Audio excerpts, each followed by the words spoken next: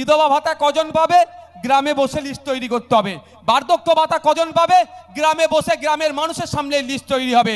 কোন রাস্তা ঢালাই হবে, কোথায় লাইট লাগাবে, কোথায় কল লাগাবে, কি হবে, গ্রামের মানুষের সামনে বসে করতে হবে। গ্রামের মানুষ যেটা বলবে, প্রধান উপপ্রধান পঞ্চায়েত সমিতির মেম্বার টেম্বার যা আছে সকলকে মানতে বাধ্য হবে।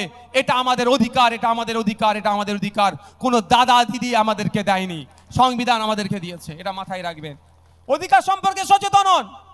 অধিকার সম্পর্কে সচেতন হলে আমি আপনাদের বলে রাখছি, ঠিক এমপি থেকে শুরু করে পঞ্চায়েতের মেম্বার পর্যন্ত ভোটের সময় নানা দাদা কাকা জ্যাঠা মামা ফুফু খালা নানি দাদি যেখানে হাত দিয়ে চুমু খেতে বলবে সেখানে হাত দিয়ে চুমু খাবে, পায়ে হাত দিলেও চুমু খেয়ে নেবে, তাই না? ভোটের সময় ভোটটা শুধু দাও। আর ভোট মিটে গেলে কি হয়? ভোটের সময় আপনারা রাজা থাকেন, আর ভোট মিটে গেলে ওদেরকে আপনারা ভোট দিয়ে রাজা বানিয়ে দিচ্ছেন। আপনারা একটু সজাগ সতর্ক হন। দায়িত্ব নিয়ে বলছে আইএসএ 5 বছর ধরে আপনাদেরকে রাজার আসনে বসাবে, এমপিদেরকেও দুয়ারে পাঠাবে আপনাদের সাথে কথা বলতে। শুধু একটু সাথ দেন। ও কত বড় বড় এমপি আছে না, ভোট নিয়ে জিতবে, দেগঙ্গার ভোট নিয়ে আর লিড দেবে, আর দেগঙ্গাতে আসার প্রয়োজন বোধ করবে না। অপেক্ষা করুন, সময় আসছে। যেমন দুয়ারে সরকার প্রকল্প চালিয়েছে না চাপে পড়ে, আগামী দিনে আপনাদের দরজার সামনে এই শাসকের এমপিকে আমরা এনে হাজির করব। শুধু একটু সজাগ থাকুন, শুধু একটু সজাগ, মায়েদেরকে নাকি সাইড দাও, সজাগ থাকুন, সতর্ক থাকুন, সজাগ থাকুন, সতর্ক থাকুন। আর একটু আইএসএফকে সাথ দিন। আপনাদের দায়িত্ব নিয়ে বলছি যে শাসকের এমপিরা এসি গাড়ি চড়ে ঘোরে ঘুরুক, তাতে আমার কোনো রাগ নাই, কিন্তু ভোটের সময় যেভাবে মানুষের দাঁড়ে দাঁড়ে চলে আসে ভোট চাইতে, ঠিক রাম রহিমের কাছে 5 বছর দাঁড়ে আসবে, সে ব্যবস্থা সে জায়গায় আমরা ঠেলে নিয়ে যাচ্ছি। দেখছিলেন না, দলের সেকেন্ড ইন কমান্ড 4000 পুলিশ নিয়ে ঘোরে, এখনো ঘুরছে 4000 পুলিশ, কম বেশি 4000 পুলিশ নিয়ে ঘোরে। এখন দেখছেন না, মাঝে মধ্যে যেতে যেতে রাস্তা থেকে গাড়ি খুলে নেমে মানুষের কাছে চলে যাচ্ছে। এই তো সবে শুরু, সামনে থেকে গুরু অনেক হবে। এটা করেছে কারা করেছে? আপনাদের সহযোগিতা নিয়ে আইএসএফ করিয়েছে। আপনাদের সহযোগিতা ছাড়া পারতাম না আমরা। আপনারাই আমাদের শক্তি, যে লড়াই করছি গণতন্ত্র রক্ষার লড়াই, আপনারাই আমাদের শক্তি। আপনারা আমাদেরকে ভরসা করে ভোট দিচ্ছেন, আমরা সেই ভোটের মান সম্মান রাখছি, আপনাদের অধিকারের কথা বলছি। আপনারা পাচ্ছেন না, কৃষক কেন তার ন্যায্য মূল্যে, তার ফসলের ন্যায্য মূল্য পাচ্ছে না তার কথা বলছি। মৎস্যজীবী চাষ করছে, সে তার উপার্জিত অর্থ ঠিকঠাক পাচ্ছে না কেন তার কথা বলছি। একজন ডে লেবার তার মিনিমাম ওয়েজেস কেন পাচ্ছে না তার কথা বলছি। এই মানুষের অধিকারের কথা বলতে গিয়ে আমার বিদ্যুৎ মণ্ডলকে কেন হত্যা করা হলো তার বিচার চাইছি, আমার আনিসকে কেন হত্যা করা হলো তার বিচার চাইছি, আমার উত্তম মার্ডিকে কেন হত্যা করা হলো তার বিচার চাইছি, দেবত্ব সম্পত্তি কেন বিক্রি হয়ে যাচ্ছে তার কথা বলছি। যখন ওয়াকফ সম্পত্তি উদ্ধারের কথা বলছি, তখন উত্তর দিতে পারছে না, তখন আমাদেরকে জেলের মধ্যে রাখছে। এখানে আমরা অনেকজন জেল খাটা আসামি আছে, সাউন্ডভাবে আছে। আমি আপনাদেরকে বলে যাই, আমরা ক্ষমতা দখল আমাদের লক্ষ্য নয়, সমাজ ব্যবস্থা পরিবর্তনটাই আমাদের লক্ষ্য। ভোটের সময় যেরকম আপনারা রাজার মতো থাকেন, আরো 5 বছর যাতে রাজার মতো থাকতে পারে, এই লক্ষ্য নিয়ে আমরা রাজনীতির ময়দানে এসেছি। আপনারা যদি আমাদের সাথ দেন, এই লক্ষ্য পূরণে যদি আমাদেরকে একবার কেন 100 বার জেলে যেতে হয়, নওশাদ সিদ্দিকী সায়ন দাসেরা এক পাও পিছপা হবে না, বিশ্বজিৎ মাইতি তাপস ব্যানার্জিরা পিছপা হবে না, কুতুবুদ্দিন ফাতেহিরা পিছপা হবে না। 100 বার জেল কাটবো, 100 বার জরিমানা দিতে হলে 100 বার জরিমানা দেব। কিন্তু যে সমাজ ব্যবস্থা চলছে, বড় ছোটের কোনো ইজ্জত সম্মান নাই, ছোট বড়কে সেই বড়কে সেই রকমভাবে দিচ্ছে না, যার মুখে যা আসছে করে যাচ্ছে। আপনি ন্যায় কথা বলার জন্য আপনাকে শাসক দ্বারা আক্রান্ত হতে হচ্ছে। আপনি সামাজিক কাজ করতে যাবেন, তাও শাসক আপনার উপরে আক্রমণ করছে। এই দুর্গন্ধযুক্ত সমাজ ব্যবস্থাকে আমরা মুক্ত করে, দুর্গন্ধযুক্ত সমাজ ব্যবস্থাকে মুক্ত করে ষষ্ঠ সমাজ ব্যবস্থা আমরা নিয়ে, স্বচ্ছ সমাজ ব্যবস্থা আমরা নিয়ে আসবো। এই সমাজ ব্যবস্থা আনতে গিয়ে যদি একবার কেন 100 বার জেলে যেতে হয়, আমরা 100 বার জেল খাটতে প্রস্তুত আছি।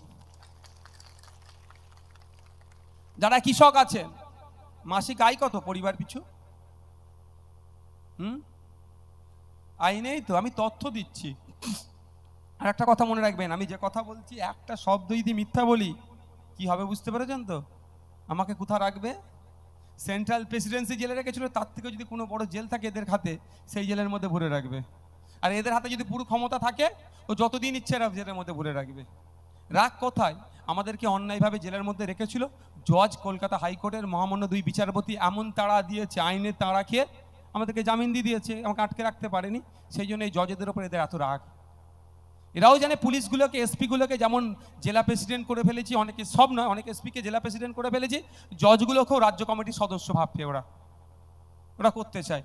ওরা চায় যে হাইকোর্টের জজগুলো আছে সব ওদের পার্টি রাজ্য কমিটির সদস্য যেন হয়ে যাক, মানে বুঝতে পারছি। ওই জন্য জজেদের যোগ্যতা আছে, সেই জায়গায় যে বসেছে, তাদের হাতে সর্বোচ্চ ক্ষমতা আছে, তারা ন্যায় প্রতিষ্ঠার জন্য জায়গায় বসেছে। তারা কেন দলদাসে পরিণত হবে? তারা কেন মোটিভেটেড হবে? তাদের কাছ থেকে ওটা আমরা কোনোদিনই আশা করি না। তাদের কাছ থেকে আমরা নিরপেক্ষতা আর ন্যায় আশা করি। সুতরাং তারা নিরপেক্ষতা ন্যায় যখন দিতে চাইছে, পার্টির রাজ্য কমিটির মেম্বার যখন হচ্ছে না এরা, তখন কি করছে? এদেরকে অন্যায়ভাবে ডিস্টার্ব করছে। তবে যারা অন্যায়ভাবে ডিস্টার্ব করছে তাদেরকে আমরা সমূলে গণতান্ত্রিক প্রক্রিয়াতে আগামী 2024 সালে ভোটের মাধ্যমে বাংলা থেকে তাদেরকে নীল করে দেব। আগামী 2024 নির্বাচনে আমরা দেগঙ্গা তথা বসিরহাটে আমরা দেগঙ্গা তথা বারাসাত লোকসভাতে আমরা প্রার্থী দেব। ভোটের সময় অনেক অনৈতিক কাজ করেছে। পঞ্চায়েত ভোটে পুলিশকে দিয়ে কি করেছে এরা? ভোট লুট করেছে, প্রশাসনকে দিয়ে ভোট লুট করিয়েছে। লোকসভা ভোটে যে ভোটগুলোতে আমরা জিতেছি সেটা তো জিতবই, আরও বেশি মার্জিনে জিতবো। এবং যেখানে আমাদের ভোটগুলোকে হারিয়েছে, বুথগুলোকে, গণতন্ত্রকে হত্যা করে যেখানে সবুজ আবির মেখেছে, সেই সমস্ত জায়গাতে টোটাল আবিরকে আমরা ফিকে করে দেবো। বলে দেবো সংবিধানের 326 ধারায় ভারতীয় নাগরিক 18 বছরের ঊর্ধ্বে ভোটদানের ক্ষমতা রাখে, তোমরা আমাদেরকে ভোট দিতে দেওনি। 2024 এসছে, সুইচগুলো একটু জোরে জোরে টিপে নেবো, দুবারের মিটিয়ে নেব। এই পঞ্চায়েতের শখটা আর এই লোকসভাটা একসাথে একটু জোরে ইভিএম মেশিনে করব, হবে তো নাকি? একবারই টিপবো একটু জোরে, ঠিক আছে? মাথায় থাকে জানো। সার নিয়ে যে কালোবাজারি চলছে বিধানসভার মধ্যে, আপনাদের জন্য বলেছি। এই শাওন ভাইকে জিজ্ঞাসা করুন না, শাওন ভাইকে ফোন করলাম, শাওন ভাই আমাকে জানালো যেভাবে সার নিয়ে কালোবাজারি হচ্ছে, যেটা প্রয়োজন নয় সেই সারটা কিনতে বলছে। আর এই সময় চাষের জন্য যেটা রাম রহিমের দরকার, রাম রহিম দুজনই মাঠে যায় চাষ করতে, প্রয়োজন হয় তারা কি করছে? পাচ্ছে না। আমি বিধানসভায় মাননীয় কৃষিমন্ত্রীর দৃষ্টি আকর্ষণ করেছি, তাকে বলেছি যে কৃত্রিমভাবে সারের সংকট তৈরি করা হচ্ছে। কিভাবে? যারা ব্যবসায়ী, অসাধু কিছু ব্যবসায়ী আছে, মাল থাকার পরেও তারা বলছে মাল নেই, অল্প মাল আছে, বেশি দামে কিনতে হবে। এটা অন্যায়ের বিরুদ্ধে আমাদেরকে সোচ্চার হতে হবে। এরা বিধানসভায় বলছে পশ্চিমবাংলার 70% মানুষ কৃষিকাজের সাথে যুক্ত, কিন্তু 70% মানুষের জীবন জীবিকা যাতে ঠিক থাকে তার কোনো পলিসি নেয়নি। আমি আপনাদের তথ্য দিয়ে বলছি, পশ্চিমবাংলায় চাষযোগ্য জমি কত বিঘা আছে আপনারা জানেন? কৃষক বন্ধুরা একটু জেনে রাখুন, 80 লক্ষ হেক্টর জমি আছে। 80 লক্ষ হেক্টর জমি কৃষিকাজের জন্য ব্যবহার হয়। আর মেঘালয়ে কত আছে জানেন? মাত্র 313 হেক্টর। মাত্র 313 হেক্টর জমি মেঘালয়ে আছে, সেখানে কৃষিকাজের জন্য ব্যবহার হয়। আমাদের পশ্চিমবাংলাতে 80 লক্ষ হেক্টর। আমাদের পশ্চিমবাংলার কৃষকদের পরিবার পিছু মাসিক গড় আয় কত জানেন? 2000। আমি এই কদিন আগে মন্ত্রীকে প্রশ্ন করেছিলাম, আর উত্তর তিনি দেননি আমাকে। ওটা না দিয়ে অন্য জায়গায় চলে অন্য উত্তর দিলে, ওই উত্তর আমাকে দেয়নি মন্ত্রী বিধানসভার মধ্যে। আমি বলেছিলাম 2023-এর নিরিখে পশ্চিমবাংলার একটা কৃষক পরিবার মাসে কত টাকা ইনকাম করে, সে তথ্য তো ওদের কাছে থাকাটা স্বাভাবিক, দেয়নি। আমি 2000 সালের দিকের বলছি, 2001-2-এর হবে তো। কেন্দ্র সরকারের একটা ডেটা আমি নেট থেকে সার্চ করে বার করলাম, কারণ আমি তো পার্লামেন্টে যাইনি। পার্লামেন্টে আমাদের এখান থেকে আপনারা পাঠালে, তারা যে আমরা যেমন বিধানসভায় প্রশ্ন করছি, পার্লামেন্টেও তারা প্রশ্ন করবে। এরকম লোককে পাঠান যে সেলফি তুলবে, টিকটক ভিডিও করবে পার্লামেন্টে, এরকম লোককে পাঠিয়ে লাভ হবে না। যে কৃষক বিল যখন পাস হচ্ছিল তখন পেছনের দরজা দিয়ে চলে যাচ্ছিল, কৃষকদের হয়ে পার্লামেন্টে কথা বলেনি যারা, তাদেরকে নতুন করে পাঠাবার আর প্রয়োজন নয়। আমরা পার্লামেন্টে পাঠাবো যারা কৃষকদের হয়ে কথা বলবে, যারা শ্রমজীবী মানুষের হয়ে কথা বলবে, যারা ভারতীয় নাগরিকের হয়ে কথা বলবে। দেশ কিভাবে এগিয়ে যাবে, রাজ্যের নাগরিক দেশের নাগরিক কিভাবে উন্নততর হবে তার হয়ে কথা বলবে, তাদেরকে আমরা পাঠাবো পার্লামেন্টে। আমি প্রশ্ন করেছি, উত্তর দেয়নি। তো পার্লামেন্ট, আমি নেটে সার্চ করে দেখলাম, পার্লামেন্টের ডেটা নিলাম ভারত সরকারের। পশ্চিমবাংলার কৃষকদের মাস গেলে মাত্র পরিবার পিছু 7,000-এর নিচে ইনকাম, 7,000, বিলো 7,000, মাত্র 7,000-এর নিচে আমাদের ইনকাম মাস গেলে কৃষক পরিবার পিছু। তারপরে একটু সার্চ করতে ইচ্ছা গেল, তাহলে সর্বোচ্চ ইনকাম কাদের আছে একটু দেখি তো। তারাও কি সব 6,500-7,000-এর আশপাশে নাকি? ওরে বাবা, সার্চ করে দেখলাম, ডেটা দেখলাম, মাথা আমার খারাপ হয়ে গেল। মাত্র 313 হেক্টর জমি আছে মেঘালয়ের রাজ্যে। একটা রাজ্যে মাত্র 313 হেক্টর জমি, সেখানে এমনভাবে চাষবাস করে বিজ্ঞানসম্মতভাবে চাষ করে, চাষের যন্ত্রপাতি থেকে শুরু করে ইকুইপমেন্ট যেগুলো আপনারা ফ্রিতে পাওয়ার দরকার সেগুলো ঝেড়ে দেয়। সুতরাং এগুলো আপনাদের কিনতে হচ্ছে, আপনাদের টাকাটা ব্যয় হয়ে যাচ্ছে। তো ওখানে দেখলাম 29,000 সামথিং টাকা মাস গেলে ইনকাম করে। ভাবতে পেরেছেন? একটা টিচারের মতো মাইনে পায়।